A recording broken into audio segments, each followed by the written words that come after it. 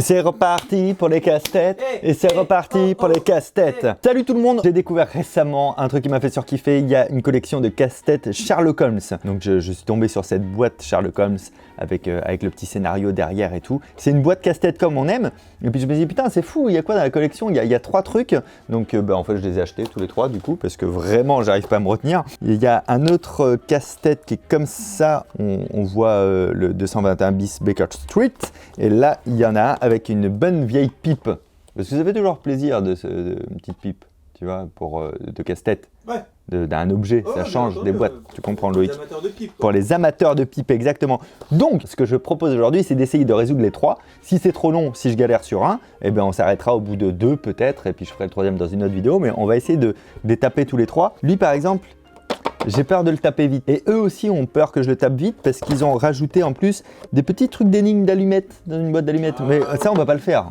Relou, aucun intérêt. On connaît ça, on connaît bien déjà les bails. Moi, je le ferai sur mon Instagram qui s'affiche à l'écran. Oh, t'as mis mon Instagram à moi. T'es gentil, Loïc. N'oublie jamais que j'ai la main sur le montage quand même. Ça me fait rire. Il y a plein de gens des fois, je sais pas si tu lis les commentaires, qui disent oui, Loïc, avec ses blagues, il se permet trop.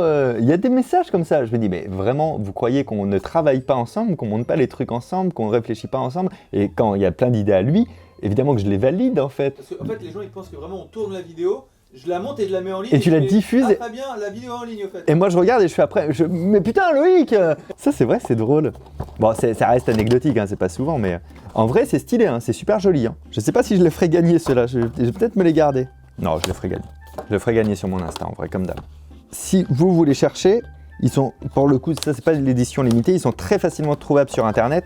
Je vous mettrai le lien dans la description, comme d'hab. Hein. Je veux pas trop abîmer parce que, puisque je les ferai gagner sur mon Instagram, sous le post que vous voyez apparaître maintenant, je veux pouvoir tout repackager comme c'était à l'origine.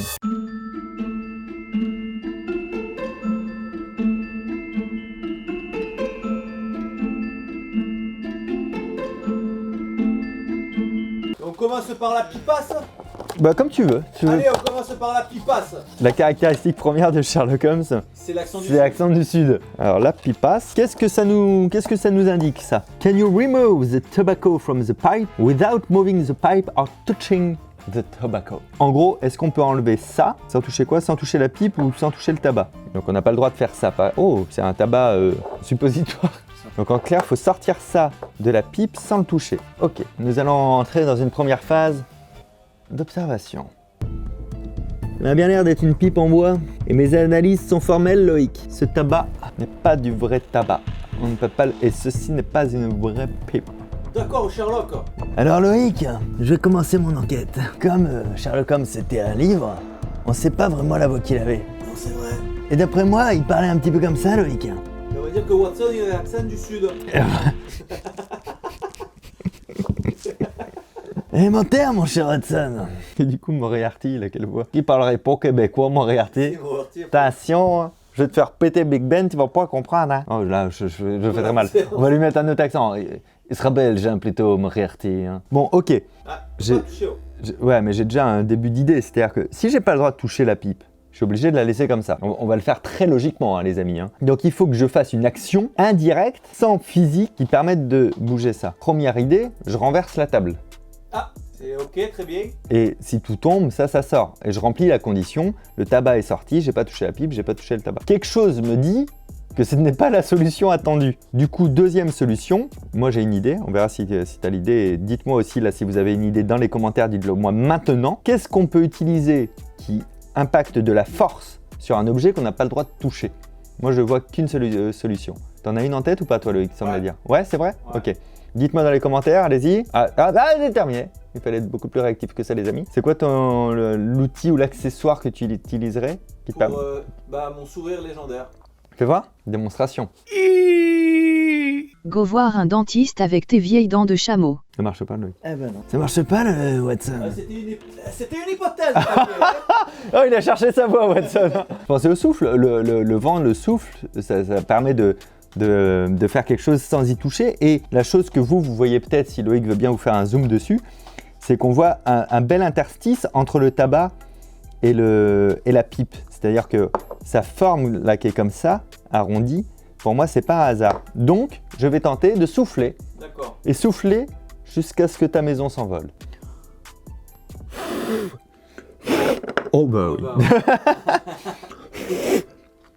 J'arrive pas à souffler, ça me chatouille les lèvres.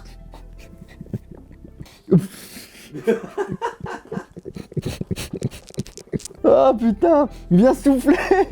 Toi, Mais non, ça me chatouille. c'est trop bizarre. Vous connaissez mon fail maintenant.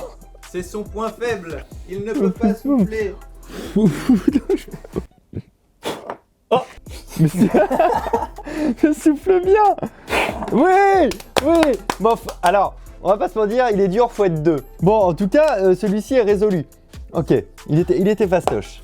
J'espère qu'il faut pas souffler dans les autres parce que, alors moi, c'est vraiment, si je dois un jour sauver le monde et qu'il faut souffler sur une bougie, je vais faire ah les gars, désolé. Tu n'aurais pas pu faire le 5e élément par exemple. À quel moment tu fais référence? Bah à la fin, tu sais, ils ont toutes les pierres. Ah oui, oui, oui, oui. Ah bah non. Ah bah non, moi c'est... Ça fait bon. Je souffle et puis je fais arrêter de me chatouiller comme ça, avec vraiment les petits bras qui gigotent. La boîte secrète, c'est une boîte tirelire. Tu dois mettre la thune dedans, si j'ai bien compris. Attends, je vérifie. Une fois que vous aurez déposé votre pièce, pourrez-vous découvrir les mystères du coffre-fort pour la récupérer. Nous allons mettre la pièce inside.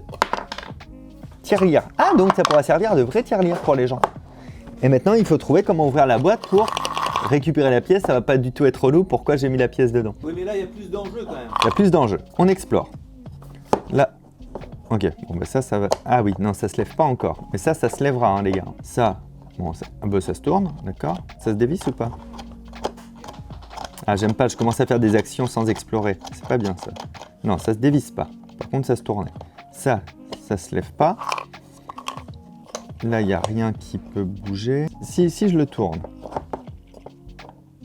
Si je le tourne, je peux pas y faire grand-chose. Ça, là, les picots, je peux pas les... Ah, je peux les tirer? Je peux les tirer. Je peux tirer les picots, Loïc. Mais non, trop bien. Il peut tirer les picots. Qu'est-ce qu'il y a? C'est Fabien, il peut tirer les picots. Mais j'en ai rien à foutre. Ah, on peut reprendre la vidéo du coup, non? Bah oui, du coup. Merci. Ah, mais après, il re-rentre. Bon, attends, je vais essayer de lui. Je l'ai tiré. Et lui aussi. Ok. Là, j'ai tiré les picots. Est-ce que du coup... Oh, ça bouge mieux. Ok. Les picots devaient bloquer quelque chose ici. Et là, maintenant, je peux lever cette partie. Je peux l'enlever? Ah non, je peux juste la lever. Ok. Qu'est-ce que j'en fais de ça? Qu'est-ce que j'en fais? Ça me permet d'avancer plus. Donc, j'avance plus. De là. Est-ce que je peux relever quelque chose d'autre? Non. Lui, peut-être non. Ah! Ah y est, première difficulté. Intéressant.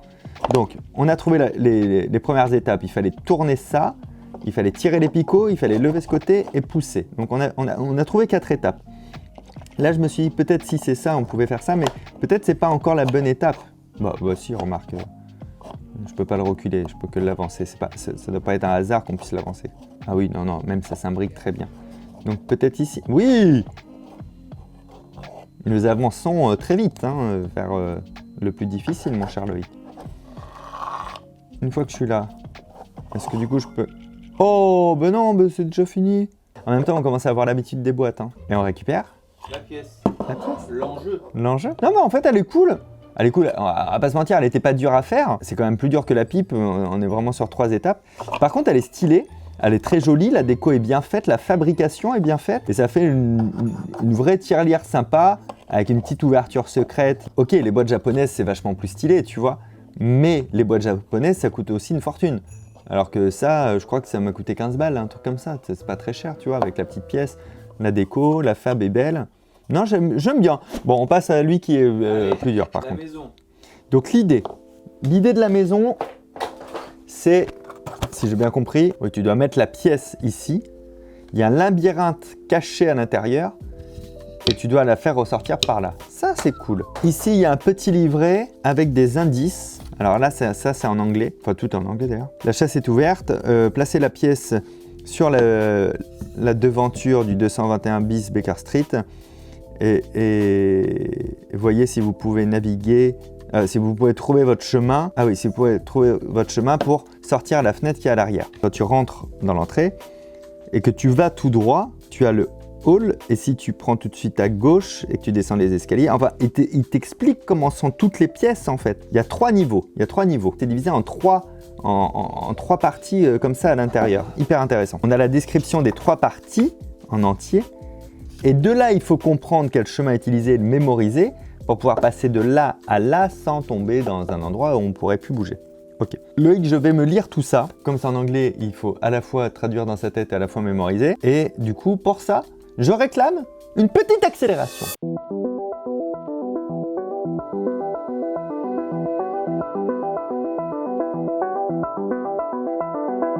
Ok, donc là, je vais aller dans la cuisine, ce qui devrait me faire passer à l'étage. Du coup, ça fait tac, tac, et voilà. Là, j'ai entendu un vrai bruit de clou-cloum. Donc, t'as entendu ça, Loïc? Putain, je l'entends pas là, je l'entends pas.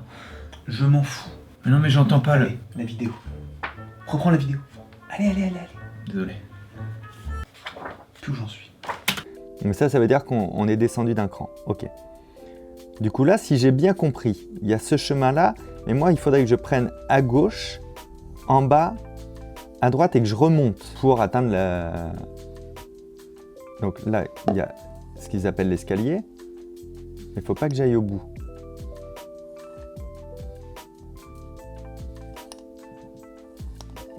Hop.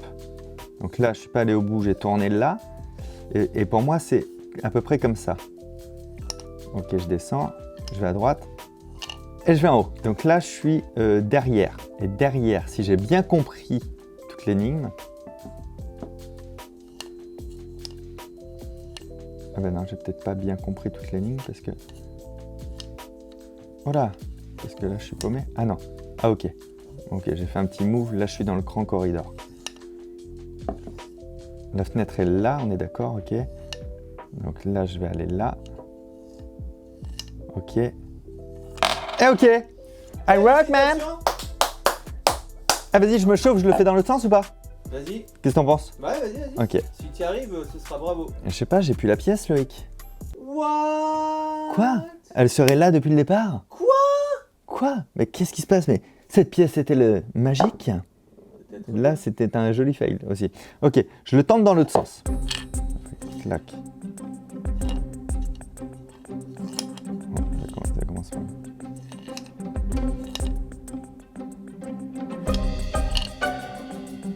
Ok.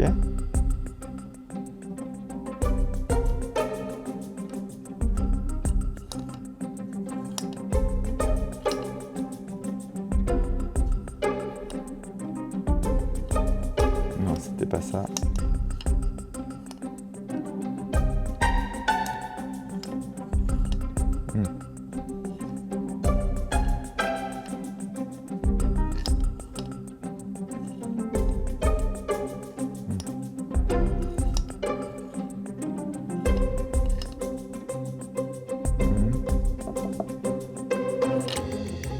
Ok. Et donc là, ça doit le faire.